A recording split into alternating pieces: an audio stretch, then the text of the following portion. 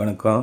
இது திருச்சியில் எடமலைப்பட்டி புதூரில் நம்ம போட்டு கொடுத்துருக்குற ஒரு 3 கிலோவாட் ஆன் கிரிட் சிஸ்டம். இங்கேயும் பார்த்திங்கன்னா ஷீட்டு மேலேயே போட சொல்லிட்டாங்க. ஆனால் இங்கே ஷீட்டு தெற்கு பக்கமாகவே வாட்டம் இருக்குது. அதனால் நம்ம அந்த வாட்டத்திலேருந்து ஒரு அடி ஹைட்டுக்கு மேலே கொஞ்சம் ரைஸ் பண்ணி போட்டிருக்கோம். இதுவே என்ன பண்ணுவாங்க, மினி ரெயில் அப்படின்னு ஒரு கான்செப்ட் இருக்குது. அதாவது ஏற்கனவே நாங்கள் நிறைய இடங்களில் மினி ரெயில் போட்டு கொடுத்துருக்குறோம். அது கீழே பெயிண்ட் அடித்து கொடுத்துருக்கோம். அந்த மினி ரெயில் கான்செப்ட் ஒரு 2 இன்ச்சிலேருந்து 4 இன்ச்சு ஹைட்டு கொஞ்சம் இன்க்ரீஸ் பண்ணியிருந்தா நல்லா ஏர் வென்டிலேஷன் இருக்கும் அப்படின்னாங்க. இப்போ லேட்டஸ்ட்டாக வரக்கூடிய டாப்கான் பேனல்ஸ்லாம் என்னென்னா கொஞ்சம் நல்லாவே ஒரு 600 mm வரைக்கும் கூட நீங்கள் ரைஸ் பண்ணி போடுங்க, 300 mm கூட நீங்கள் ரைஸ் பண்ணி போடுங்க அப்படின்னு சொல்கிறாங்க. அதனால் உங்களுக்கு கீழே வென்டிலேஷன் நல்லா கிடைக்கும், ஏர் சர்க்குலேஷன் இருக்கும்போது ப்ரொடக்ஷன் நல்லாயிருக்கும் அப்படின்னு சொல்கிறாங்க. அந்த மாதிரி காரணத்தினால இங்கே தெற்கு பக்கமே சாய்வாக இருக்கிற இந்த ஷெட்டில் கொஞ்சம் ஒரு 1 ஃபீட் மட்டும் ரைஸ் பண்ணி கீழே நம்ம கீழேருந்து போகக்கூடிய போஸ்ட்டில் வெல்டு பண்ணி அவங்களுக்கு பண்ணி கொடுத்துருக்குறோம். நல்ல ப்ரொடக்ஷன் இருக்குது. ஒரு வீட்டுக்கு 3 கிலோவாட் சோலார் சிஸ்டம் தான் அதிகபட்சமாக போகுது. அதுக்கு அடுத்து தான் 5 கிலோவாட் சோலார் சிஸ்டம் போகுது.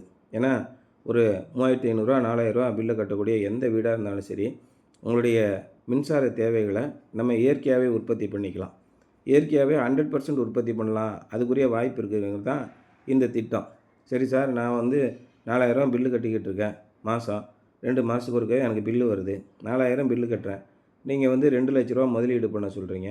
இது 4000 நான் பாட்டுக்கு கொஞ்சம் கொஞ்சமாக கட்டிட்டு போயிட்டுருப்பேன், இது போய் 2 லட்ச ரூபா முதலீடு போட்டு என்றைக்கு நான் எடுக்கிறது அப்படின்னு நிறைய பேர் யோசிக்கலாம். அப்போ என்ன சொல்கிறாங்கன்னா, உங்களுக்கு இந்த மாதிரி நீங்கள் சோலார் போட்டு உங்களுக்கு தேவையான மின்சாரத்தை நீங்களே உற்பத்தி பண்ணிக்கிறீங்கன்னா அதுக்கு 78,000 மானியமாக கொடுத்துட்றாங்க. அப்போ கையிலேருந்து நீங்கள் செலவழிக்க போக தொகை 1,22,000 ரூபா. இந்த 1,22,000 ரூபா தொகைக்கு உங்களுக்கு என்ன திரும்ப கட்ட வேண்டிய காலம் எவ்வளோ நாள் ஆகும் அப்படின்னா, நெருக்கி ஒரு 2 வருஷத்துலேருந்து 4 வருஷம் வரைக்கும் ஆகும். அந்த மாதிரி ஒரு செலவு 4000 வருதுன்னா ஒரு வருஷத்துக்கு 25,000 செலவாகும். ஒரு 5 வருஷத்துக்குள்ளே நீங்கள் போட்ட முதலீடு உங்களுக்கு கைக்கு வந்துடும். சரி, இந்த 1,22,000 மொத்தமாக நீங்கள் முதலீடு செய்ய வேண்டாம் அப்படின்னு சொல்லி வங்கி கடனுதவி திட்டமும் உங்களுக்கு கொடுக்குறாங்க. தேசியமயமாக்கிய வங்கிகளில் கிட்டத்தட்ட ஒரு 10-12 வங்கிகள்கிட்ட இந்த மாதிரி கடனுதவி திட்டத்துக்கு உதவி செய்ய முன்வராங்க. ஒரு சில வங்கிகள் ரொம்ப கடுமையான விதிகளை பின்பற்ற சொல்கிறாங்க.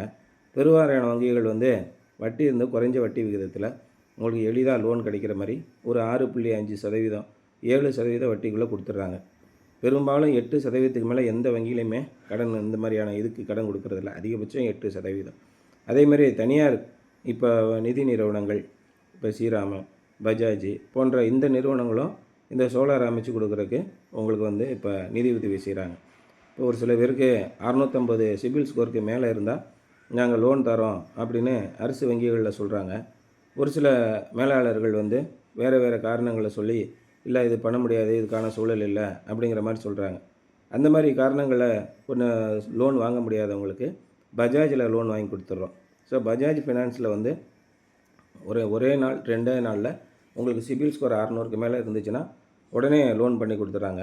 வட்டியும் ரொம்ப அதிகம் கிடையாது, 8% வட்டி தான். நீங்கள் ப்ரீ க்ளோஷர் பண்ணணுன்னா 6 மாதத்துக்குள்ளே நீங்கள் ப்ரீ க்ளோஷர் பண்ணிக்கலாம். ப்ரீ க்ளோஷர் சார்ஜஸ்லாம் கிடையாது. அந்த மாதிரி ரொம்ப எளிமையான விதத்தில் உங்களுக்கு இந்த மாதிரி பண்ணி கொடுக்குறாங்க.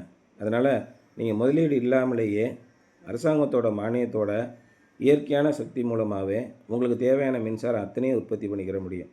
இதுதான் இந்த திட்டத்தோட அருமையான விஷயம். சரி, எதுக்குங்க நான் என் வீட்டுக்கு சோலார் போடணும், நான் சும்மா இருந்துட்டு போகிறேன் அப்படின்றது என்னென்னா, நிதி நமக்கு மிச்சமாகும்.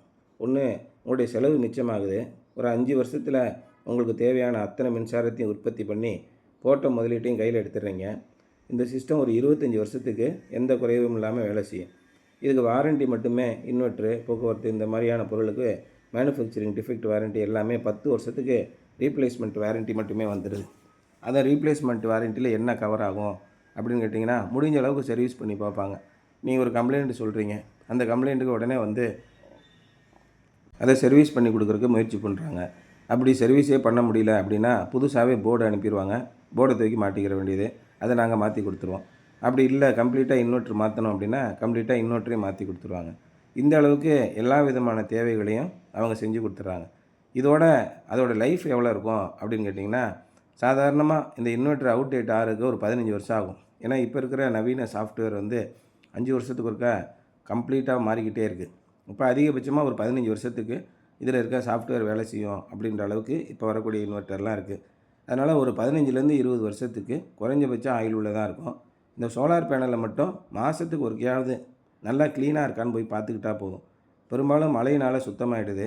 அப்படி இல்லைன்னா மாதத்துக்கு ஒருக்கையாவது க்ளீன் பண்ணி விடுங்க.